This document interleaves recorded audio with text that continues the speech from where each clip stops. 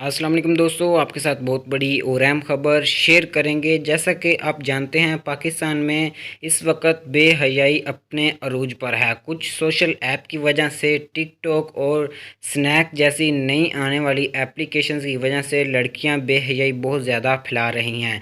इसी हवाले से एक और बहुत बड़ी और गंदी खबर आ चुकी है। लड़की के हवाले से मुकम्मल तफसील आपके साथ शेयर करूँगा। उससे पहले अगर आपने अभी भी हमारे चैनल को सब्सक्राइब नहीं किया तो जल्दी से सब्सक्राइब कर लें और साथ ही दिए गए घंटी के निशान पर भी क्लिक कर लें, ताकि मज़ीद इस तरह की न्यूज़ का नोटिफिकेशन आप तक बर वक्त पहुँच सके और आप रहें हर खबर से बाखबर।